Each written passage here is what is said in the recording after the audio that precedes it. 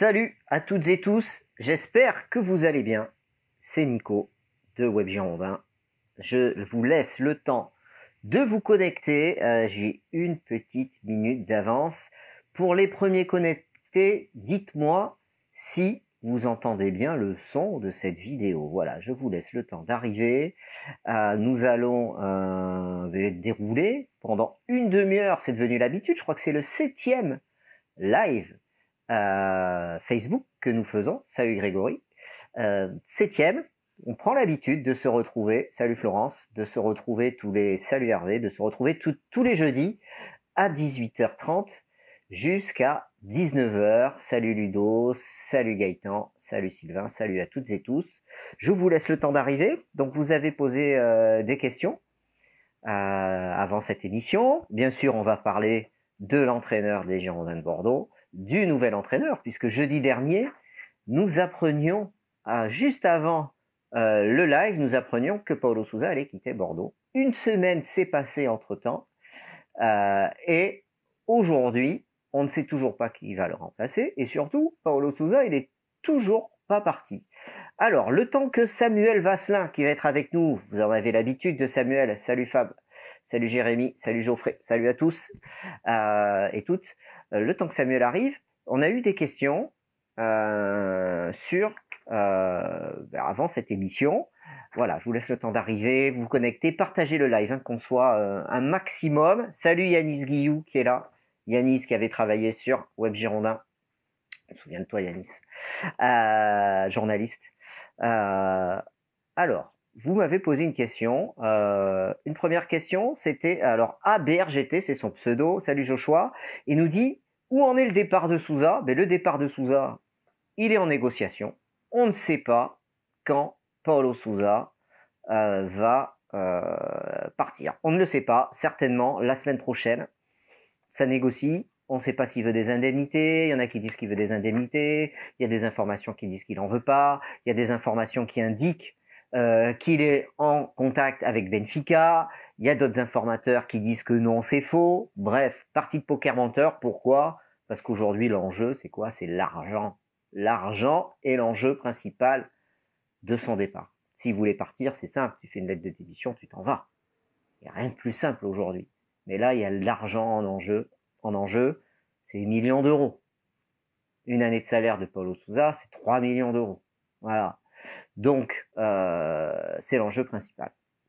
Voilà. Donc, on ne sait pas. Il est toujours pas parti. Et il me pose une question. ABRGT, c'est son pseudo. Il me dit, est-ce que le staff va le suivre s'il s'en va? Eh bien oui, le staff va suivre Paulo Sousa. Il travaille, alors une partie du staff. Paulo Grillo, peut-être pas l'entraîneur des gardiens, puisqu'il était là avant. Il sera certainement là après. On ne sait pas. Comme tout va bouger au Girondin de Bordeaux, c'est compliqué. Mais en tout cas, tout le reste du staff, ce sont des collaborateurs qui ont l'habitude de travailler avec Sousa. Ils ont travaillé avec lui à Bâle, ils ont travaillé avec lui à Vidéoton, en Israël aussi, pour certains d'entre eux. Donc voilà où on en est. Alors, je vois tous vos messages, je vous laisse le temps d'arriver.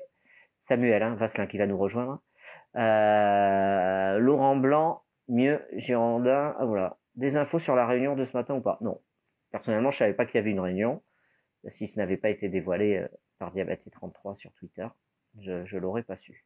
Alors, apparemment, convocation de Sousa, oui, voilà. Je pense que ça, c'est détail. C'est pas des détails sur lesquels il faut s'arrêter. Je pense que le détail important de la semaine qui vient de passer, c'est le report du rendez-vous de la DNCG. Ça, c'est pas un détail, c'est important. C'est un rendez-vous qui était prévu depuis longtemps. Il a été reporté pour des raisons d'agenda. On peut en douter. On peut en douter aujourd'hui. Des informations que j'ai pu avoir pourraient laisser à penser que aujourd'hui Bordeaux n'était pas prêt. Voilà, j'en dirai pas plus, mais Bordeaux n'était pas prêt pour se présenter devant la DNCG. On verra.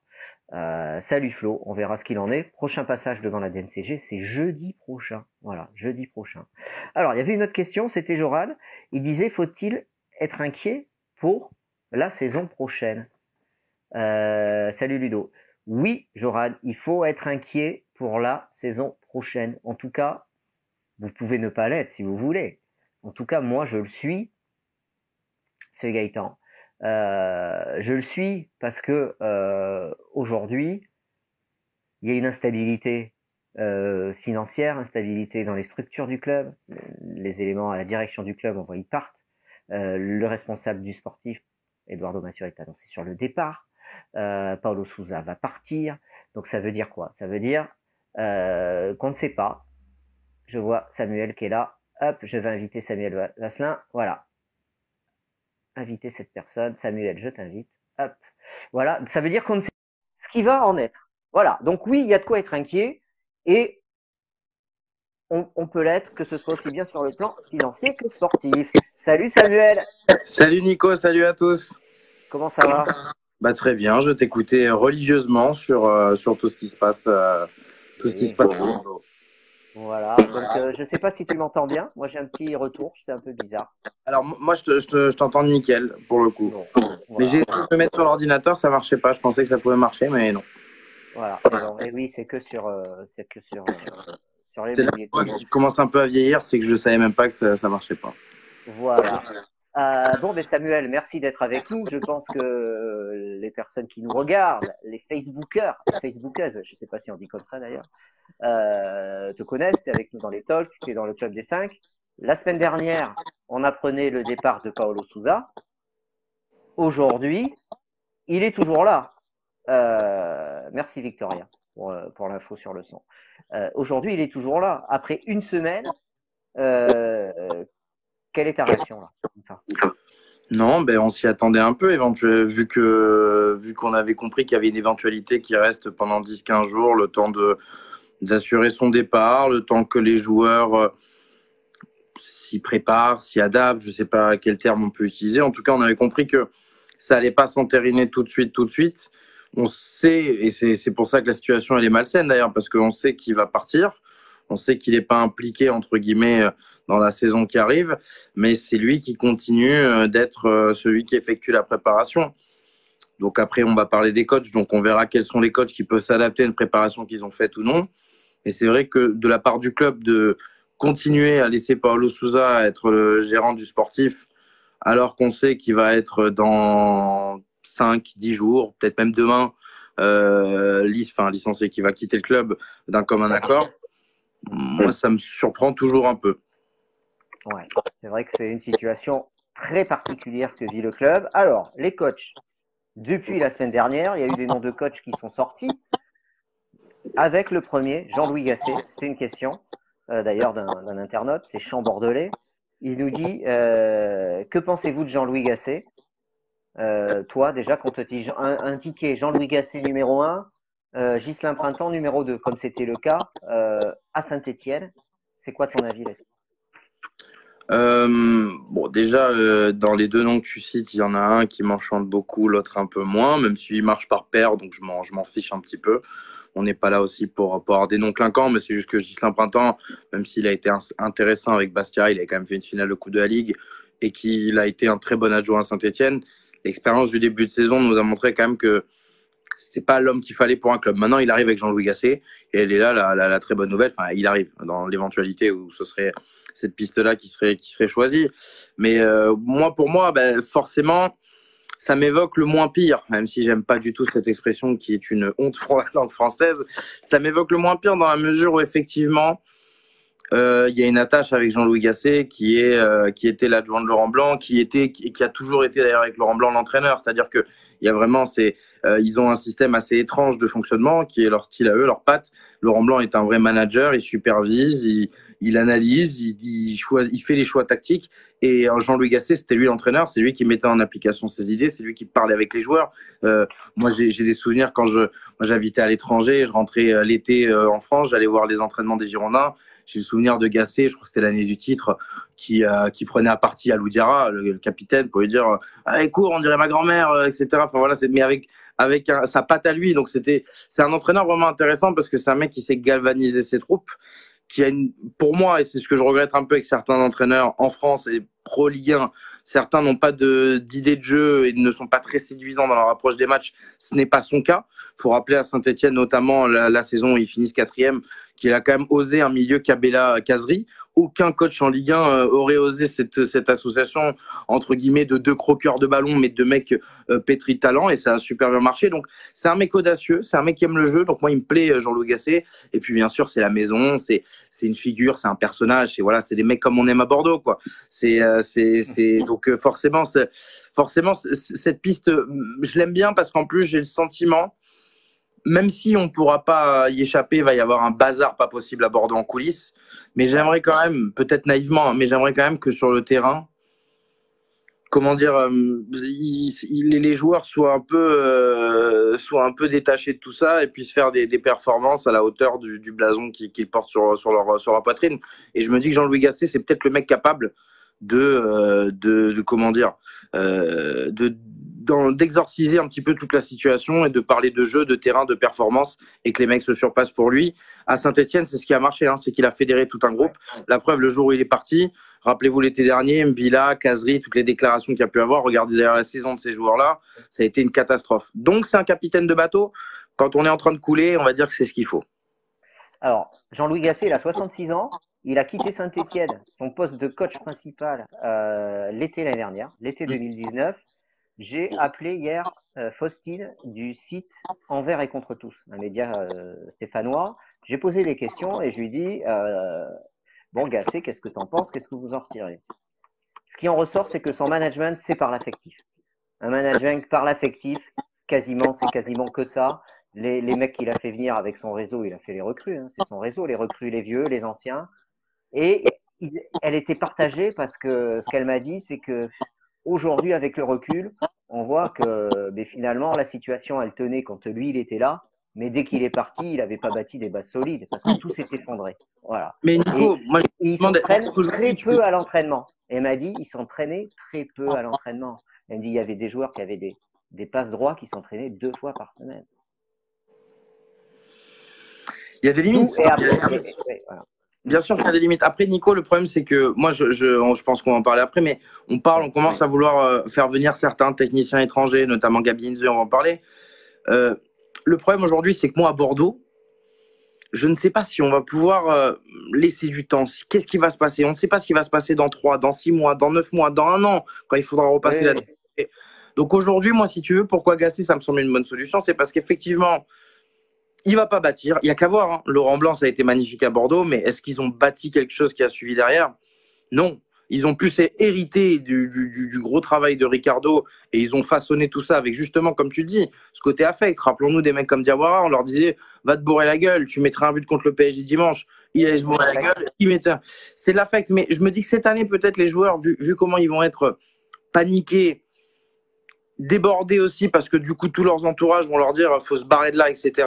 Avoir un mec qui va les mettre dans les bonnes conditions sur le moment, sur l'instant présent, pas forcément préparer la suite, hein, je suis d'accord, hein, c'est peut-être un peu égoïste même pour certains joueurs ou même pour le projet bordelais, mais au moins ça peut stabiliser le noyau pendant 1 an. Et puis de toute façon Gasset, on sait, hein, je pense que les personnes du site des Verts te l'ont dit, c'est un mec qui vient pour 1 an, pour 2 ans max. Il a 66 ans, il a perdu son épouse il y a 3-4 ans. Ça l'a énormément affecté. Il est aussi suspendu à Laurent Blanc, c'est-à-dire qu'il peut venir 6 mois à Bordeaux ou 1 an. Et si Laurent Blanc trouve un projet ultra intéressant, même si malheureusement, même si j'ai bien aimé moi Laurent Blanc, que ce soit à Bordeaux avec les Bleus ou avec le PSG, mais je pense qu'on le reverra jamais, je pense, sur un banc. Mais ce que je veux dire, c'est que sincèrement, on sait que c'est un mec qui viendra pour 1 an, pour 1 an et demi, qui viendra remettre un peu la tête à l'endroit, au moins aux sportifs. Donc pour moi, ça me semble la moins mauvaise solution. Après, c'est dans les solutions qui sont proposées. Il y a certainement mieux, je suis d'accord. Mais à l'instant T, je vois pas trop ce qui pourrait être le plus...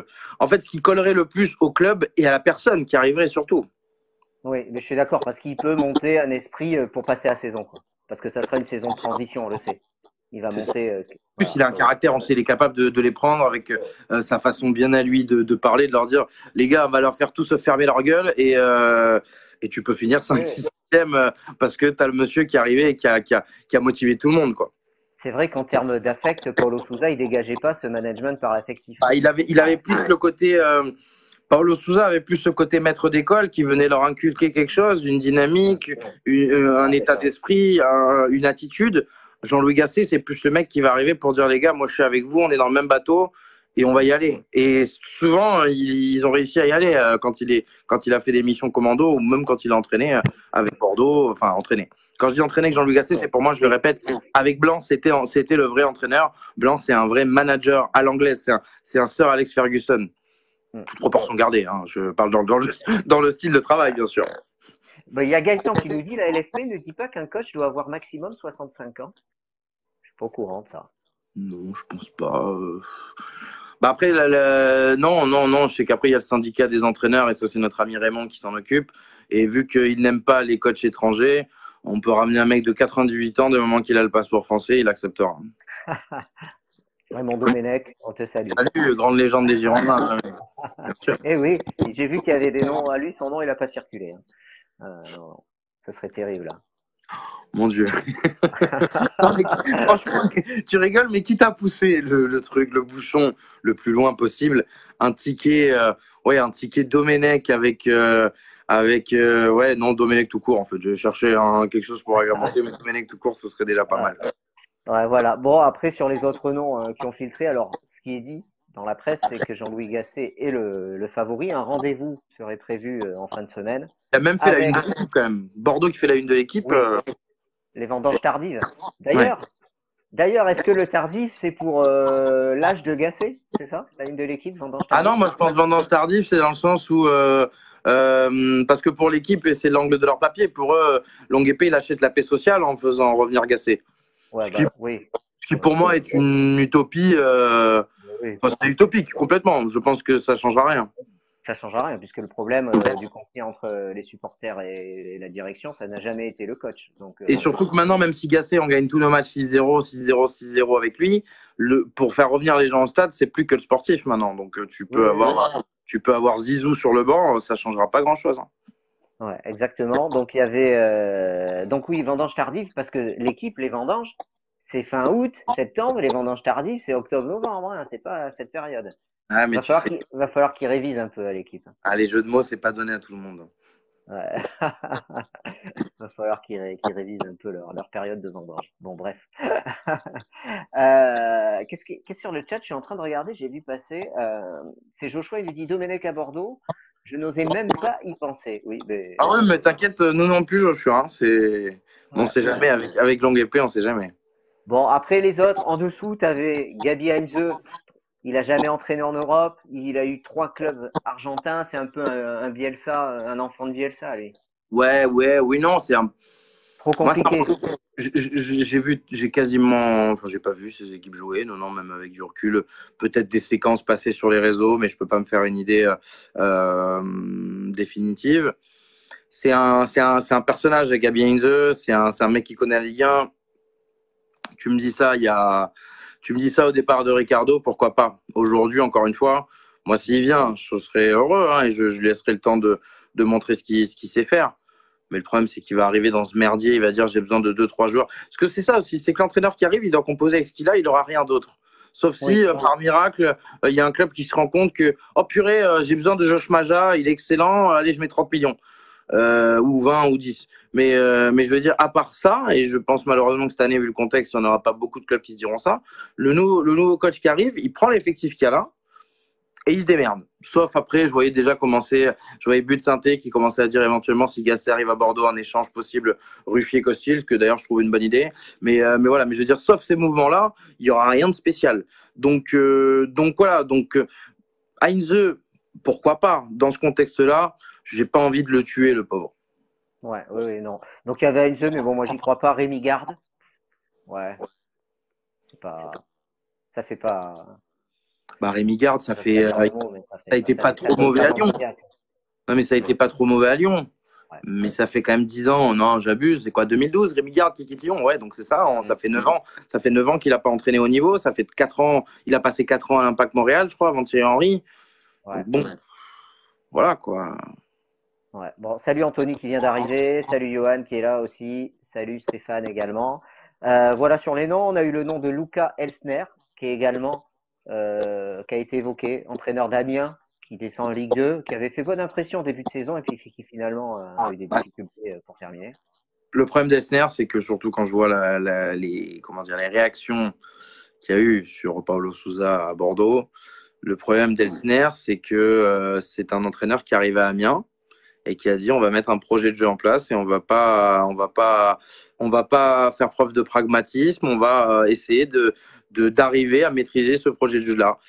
Ça a fini par, bon, malheureusement avec 28 journées, hein, mais ça a fini par une série de 12-13 matchs, je crois, où ils ne gagnent pas, où ils gagnent qu'un seul match sur les 12-13, avec notamment des matchs, notamment pour ceux qui s'en rappellent, la défaite contre Monaco, où ils prennent 2 buts de Ben Yedder et Slimani dans les 2 dernières minutes. Bref, c'est un entraîneur qui a des idées, qui n'avait pas forcément les moyens de ses idées à Amiens. Maintenant, j'ai envie de vous dire, quand je vois Paulo Sousa qui a voulu mettre un... En fait, quand tu mets un projet de jeu en place, ça prend du temps.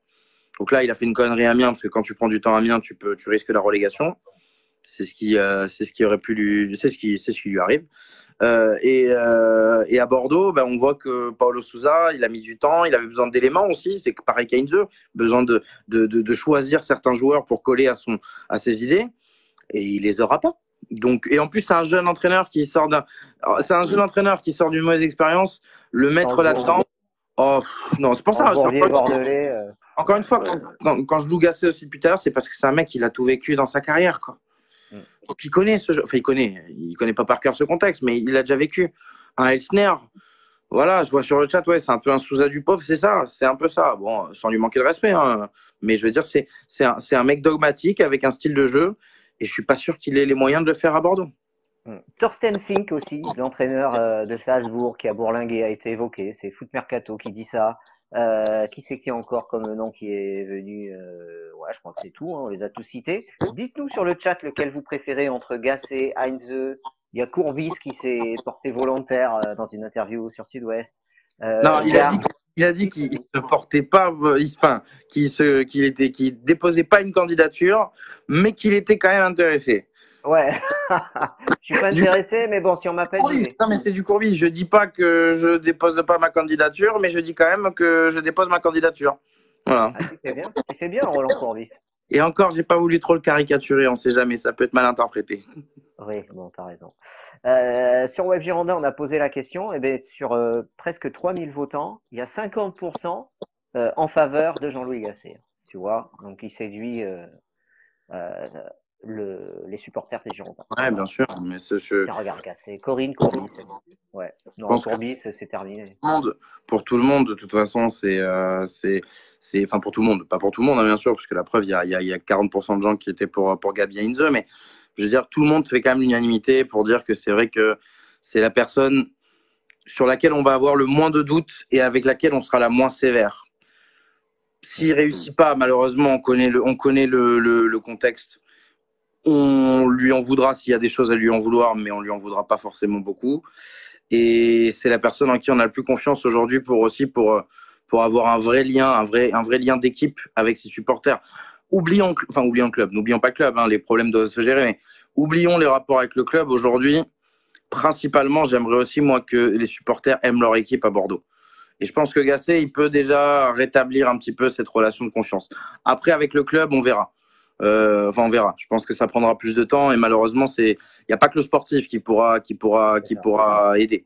Mais avec Gasset, déjà, il pourra participer à tout ça, je pense. Il y a Kevin, il nous dit pourquoi personne ne pense au retour de Francis Gillot. Parce que Francis Gillot, c'est comme Rémi Garde. Non, mais c'est le dernier entraîneur à avoir réussi à Bordeaux, faut le dire, effectivement, c'est une vérité. Mais Francis Gillot, depuis 10 ans, depuis qu'il est parti de Bordeaux en 2014, donc depuis 6 ans, pardon, il a fait la Chine, il a fait Auxerre, et il a fait un autre club de Ligue 2, je crois. Je crois Auxerre, c'est tout. Hein. Et maintenant, il est à la DTN. Et c'est ça. Donc, ce que je veux dire, c'est que c'est bien sympa, mais aujourd'hui, un entraîneur, c'est comme un joueur. Il faut du rythme quand même. Alors oui, il y en a effectivement les idées, tout ça, machin, c'est bien. Mais le football, il évolue très vite. Quand il est parti en 2012, c'était pas le même Bordeaux, c'était pas le même championnat de France dans lequel il a joué, Francis Gillot. Et c'était pas le même football non plus, d'ailleurs. Ouais. Donc, voilà. Bon, Gaëtan qui nous posait la question, il s'est renseigné. Il dit, je confirme ce que je disais. Article 655 alinéa 4 de la charte de la LFP interdit en effet à tout entraîneur de plus de 65 ans d'exercer en Ligue 1. Il demandera une dérogation. Oui. Oui, ou alors Gislain Printemps sera le numéro 1 aux yeux de la LFP. Ouais, voilà. Oui. Ouais, franchement, je pense que Bordeaux n'est pas bête. Voilà, ils savent. Puis la Ligue, voilà, j'ai envie de vous dire que les règlements de la Ligue sont souvent faits pour être détournés, ouais, voilà, il y a souvent des dérogations à tout, quoi. Donc, non, ouais, je suis pas inquiet.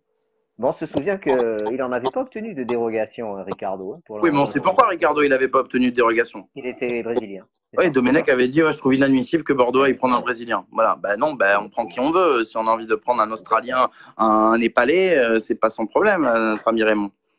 Bon, dernier jour du mercato franco-français, c'est ce soir. J'espérais que ce soit un peu plus animé du côté des départs pour Bordeaux. Alors je reçois un message, les amis, qui peut peut-être être une info. Bon, je peux pas l'ouvrir comme on est en live, je sais pas, je pense pas. Ah, je peux l'ouvrir sur mon ordinateur. Et Zidane à Bordeaux. et non. Ah non, c'est autre chose. Mais non, ça ne concerne pas Bordeaux en fait. Dommage. Non, je m'attendais à ce que ce soit animé, notamment pour Alexandre Loré. Je pouvais m'attendre à un départ Alexandre Mendy. Ça bouge pas. C'est figé déjà parce que, comme tu viens de les citer, les deux joueurs dont tu as parlé, c'est des joueurs qui n'intéressent pas grand monde, je pense, ou alors des gens qui sont pas prêts à mettre beaucoup. Et le deuxième souci pour moi, c'est que vu qu'à Bordeaux, aujourd'hui, on ne sait pas ce qui va se passer pour la saison prochaine, tout est gelé. Alors, je pense pas, hein, mais qui vous dit que l'entraîneur qui arrive va pas dire Loré Mendy, je veux construire mon équipe. Je veux construire mon équipe autour d'eux. Bon, je caricature bien sûr. Mais d'accord. Mais ce que je veux dire, c'est qu'aujourd'hui, impossible pour moi de planifier quoi que ce soit pour les joueurs. Et surtout que dans la DNCG, je crois que les comptes, c'est bon, ils sont bouclés, à part Souza. Donc oui, alors 1 million ou 2 millions pour Mendy, ça ferait du bien, mais compliqué. Je crois. Alors, là, les informations qui peuvent m'arriver m'indiquent que Bordeaux, si le report a eu lieu, c'est pas forcément pour un problème d'agenda. Voilà. Donc, à confirmer jeudi. Donc, c'est pour ça que je m'attendais. Ça ferme ce soir, de toute façon. Ce soir à minuit, oui, le mercato. Ce soir à minuit. Donc, bon, voilà. Benito sur le départ d'après son post Instagram. William. Salut, William. Alors, j'ai vu le post. Je ne sais pas si tu l'as vu, le post Instagram. Pas vu le post, non. En fait, c'est une tour Eiffel. C'est une photo avec des valises Louis Vuitton. Alors, déjà, en tour Eiffel, quoi. Avec une forme de tour Eiffel. Et il a mis, on repart sur la route. Et avec une petite bulle. On est reparti en voyage. Donc, il y en a qui pensent qu'il va aller au Paris Saint-Germain. Tout de suite, chez certains supporters, tac, tac, ça y est, il s'en va. Il a mis un post, il s'en va. Non. Benito, il va au Paris Saint-Germain. Non, pas au PSG, mais bon. Non, moi, je pense que c'était Paris FC, pour Louis Vuitton. Mais bon. Oui, vas-y. Non, je dis au Paris FC peut-être, mais. Ouais, Paris FC. Moi, je pense plutôt que son poste, c'était un poste sponsorisé par Louis Vuitton, tu vois. Je serais plus là-dedans. Voilà. Après, je sais pas, on verra. On verra. Louis Vuitton, je sais pas s'ils ont besoin de Loris Benito pour. Ouais, mais c'est peut-être qu'ils voulaient une valise gratuite, quoi. Ouais, non, possible, non, mais pourquoi pas. Non, j'en sais rien en fait. Non, mais je pense pas. L'interprétation comme ça, je trouve que c'est des fois, alors c'est vrai qu'on interprète tous les signes. Des fois, ça peut être vrai, mais là, je ne le pense pas. Ah ouais, moi non plus, je pense pas. Et puis comment dire, surtout Benito, à part si c'est l'Angleterre, hein, mais vu que l'Angleterre n'a pas le mercato, je vois pas qui va venir le chercher. En Ligue 1, je vois pas. Partagez ce live Facebook, on est encore ensemble pendant 2 minutes. Tu parlais tout à l'heure de cette rumeur, cet échange. Alors, je sais pas d'où c'est sorti. Je crois que je l'ai lu aussi sur Twitter. Il y en a qui extrapolent sur un échange Ruffier-Costil. Moi, je dis que c'est fou. C'est de l'invention. Moi, j'ai vu ces buts Saint-Etienne. Moi, j'ai travaillé quelques temps avec la rédaction de buts. Ils ont pas. Généralement, ils sortent pas des saucisses. Alors après, ça arrive à tout le monde, hein, des fois. Surtout que sur Saint-Etienne, ils sont plutôt bien renseignés. Je savais pas que ça venait. Le rédacteur en chef du journal. Benjamin Danet. Exactement.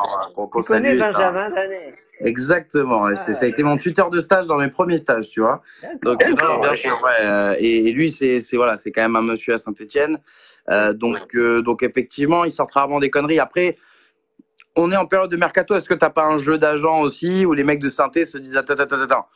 Enfin, le mec de Saint-Etienne, pardon. Les mecs de Ruffier et les agents de Ruffier qui, on l'a vu, ont une communication assez particulière ces derniers mois. S'ils disent pas attends. si Tagas qui part à Bordeaux. Costil, il a fait une interview il y a un mois pour dire que, Oui. voilà, c'est le moment de lancer au moins la rumeur. Si ça peut donner des idées, parce qu'apparemment, hier, il y en a qui disaient que les dirigeants bordelais écoutaient beaucoup les réseaux sociaux. Donc, si ça peut donner Oui, des bon, on idées. le sait. Oui. Nous Voilà, suivent non, mais d'ailleurs, voilà, si ça Samuel. peut donner des idées, je pense que. Hmm. Après, moi, je vais te dire, hein, moi, je vais te dire, j'aime beaucoup Costil. Hein, je trouve qu'il fait Moi du très aussi. bon travail à Bordeaux. Maintenant, il a fait comprendre que Bordeaux, c'était pas un projet à long terme pour lui. Stéphane Ruffier, peu importe ce que chacun en pense, moi, mon avis, c'est que c'est un super gardien. C'est un des gardiens les plus sous-cotés qu'il y a eu en Europe ces dernières années. C'est un mec, par contre, qui a une tête dure comme pas possible, qui a refusé l'équipe de France parce qu'il voulait pas venir numéro 2 ou numéro 3. Donc, c'est un mec un peu, permettez-moi l'expression, un peu, ouais, un peu con, mais dans le sens, pas con dans le sens idiot, mais dans le sens où Têtu. il a une idée, il a un plan de carrière, il y va, il fonce. Et arriver avec un mec comme ça dans ce genre de situation, où le mec il va vouloir coûte que coûte faire ses performances et pas se laisser entraîner par ce qui se passe au club, je trouve que ce serait une super idée. Et encore une fois, moi je trouve qu'en termes de gardien, c'est un des gardiens les plus sous-cotés d'Europe et que c'est un mec qui est très très très très bon. Sur ça, rappelez-vous le Ruffier qu'on joue à Bordeaux au début de l'année quand on perd 1-0 sur le penalty de Banga. Il sort tout. Il sort tout. Dans ce match, il sort tout. Et il faut rappeler que si aujourd'hui il n'est pas titulaire, c'est uniquement parce qu'il s'est embrouillé avec Claude Puel et qui a décidé de lui mettre, j'ai beaucoup de respect pour lui, hein, mais qui a décidé de le mettre derrière Jesse Moulin. Mais ça, en termes de choix sportifs, sincèrement, je crois que j'ai rarement vu aussi ridicule. Eh oui, tout à fait. Bon, écoute, on va s'arrêter là puisque c'est un live Facebook d'une demi-heure. Merci Samuel. Merci à tous de nous avoir suivis. Merci à toi, Nico. Merci à tous. Voilà, restez sur Web Girondin, partagez ce live, abonnez-vous à cette page Facebook. Et puis écoute, Samuel, on te retrouve sur le Club des 5 ce soir sur YouTube. Non, petite pause d'une semaine pour moi. Très bien. Je bosse demain et samedi et dimanche, je viens faire 2 jours à Bordeaux. Ah, 2 jours à Bordeaux quand je ne serai pas là. Eh oui, c'est ça. Comme tu l'as dit lundi, je me suis dit, bon, mais tant pis, c'est pas grave. Eh Mais, oui, c'est vrai. Pas mais de talk lundi. Moi aussi, je suis au repos. J'essaie de me mettre au vert à la campagne, mais bon, ça va être dur en déconnecté. Je sais pas s'il y aura un live Facebook. Je vous le dirai si j'ai du réseau là où je suis. Mais bon, en tout cas, l'actu, elle continue hein, sur Web Girondin. On n'arrête pas. Exactement. Même s'il n'y aura pas beaucoup de transferts. Ah non, puisque le mercato se termine ce soir. C'est pour ça. On Terminé. aura peut-être le nom du nouveau coach la semaine prochaine. Eh ben, on attend. Avec la DNCG jeudi. C'est ça. On verra dans quelle division on joue. Non, Oh, bah, pas. par contre, si jamais on joue en Ligue 2, il faudra changer le talk. Il faudra le mettre le mardi. Si on joue en Ligue 2, pourquoi? Ah ouais, parce que le lundi soir, c'est le gros match de Ligue 2, Nico. Non, mais je ne veux pas penser que Bordeaux joue en Ligue 2. Tu vois, je ne pourrais, non, je ne peux Bordeaux pas n'ira pas en l'envisager. Ligue 2. Bordeaux n'ira pas en Ligue 2, je pense. De toute façon, il y aura du monde pour venir au secours de nos Girondins. Voilà. Allez, salut Samuel, salut à tous. Bye bye. Ciao. Ciao.